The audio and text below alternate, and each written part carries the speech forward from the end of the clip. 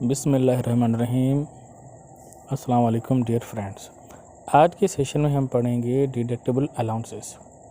जैसा कि आपको पता है कि 5 हेड्स ऑफ इनकम होते हैं: income from salary, income from business, income from property, income from capital gain and income from other sources.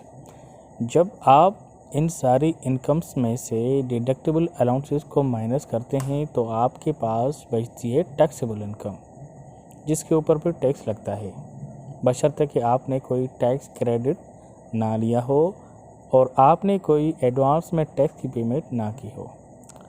तो 5 किस्म के डिडक्टेबल अलाउंसेस है, जिसमें ज़कात, workers welfare fund, workers participation fund, profit on debt और educational expenses आ जाते हैं। अच्छा, आप ज़रूर नोट में रखें कि डिडक्टेबल अलाउंस और टैक्स क्रेडिट इन दोनों में फ़र्क है। काफ़ी दोस्त इन दोनों में कंफ्यूज हो जाते हैं। जो टैक्स क्रेडिट होता है वो एक टैक्स बेनिफिट होता है जो माइनस होता है आपके टैक्स लायबिलिटी से, और जबकि डिडक्टेबल अलाउंस माइनस होता है आपकी इनकम से।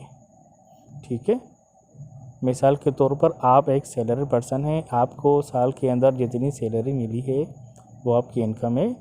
अब आप उसमें से अगर आपने कोई ज़कात पे की है तो उसमें से माइनस करेंगे, या आपने कुछ एजुकेशनल एक्सपेंसेस किए हैं जिसकी बेसिस पे आपको डिडक्टेबल अलाउंस मिला है। तो जब आप सैलरी से इन अलाउंसेस को माइनस करेंगे तो आपके पास अमाउंट आएगा टैक्सेबल इनकम का। ठीक है, तो टैक्सेबल इनकम के बाद अगर आपने कोई टैक्स क्रेडिट हासिल किया है, मिसाल के तौर पर अगर आपने कोई डोनेशन की है किसी अप्रूव्ड इंस्टीट्यूशन को, तो उसकी बेसिस पे आपको certain amount as a tax credit मिलेगी और वो अमाउंट आप अपनी टैक्स लायबिलिटी से माइनस करेंगे। तो आपके पास जो अमाउंट बचेगा वो नेट टैक्स पेबल बचेगा, जो कि आप फेडरल बोर्ड ऑफ रेवेन्यू को पे करेंगे। ठीक है, तो ये डिफरेंस है डिडक्टेबल अलाउंस और टैक्स क्रेडिट के बीच में।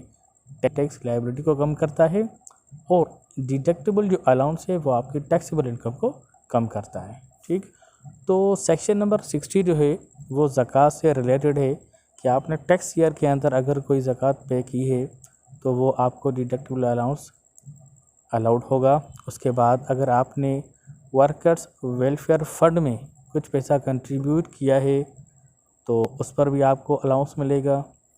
वर्कर्स पार्टिसिपेटरी फंड, ये भी एक किस्म का फ़ंड है, अगर आपने इसमें भी कंट्रीब्यूट किया है तो भी आपको डिडक्टेबल अलाउंस मिलेगा। उसके बाद है प्रॉफिट ऑन डेट। अच्छा, एक बात नोट करें कि अब जो फाइनेंस एक्ट 2022 आया है, इसमें प्रॉफिट ऑन डेट को जो है ना वो ओमिट कर दिया गया है। पहले आपको ये सहूलत हासिल थी कि अगर आपने कोई घर परचेज़ करने के लिए या कंस्ट्रक्शन करवाने के लिए कोई लोन लिया था और उस पर अगर आप कोई इंटरेस्ट पेमेंट करते थे तो उस पर आपको डिडक्टेबल अलाउंस की जो एक रिलैक्सेशन है वो हासिल होती थी, आप माइनस कर सकते थे। लेकिन अब जो है इसको ओमिट कर दिया गया है, तो this benefit is no more there.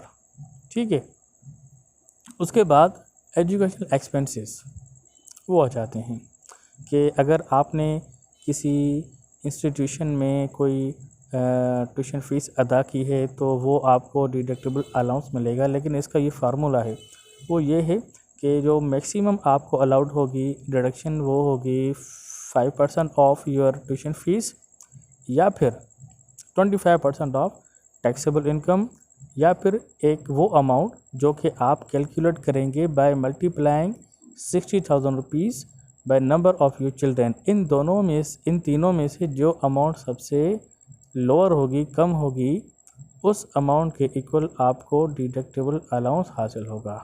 तो डियर फ्रेंड्स, आज हमने पढ़ा कि डिडक्टेबल अलाउंस क्या होते हैं और कौन कौन से डिडक्टेबल अलाउंसेस है जो कि एक टैक्स पेयर वो हासिल कर सकता है विद इन टैक्स ईयर। तो थैंक यू सो मच। अल्लाह हाफिज़।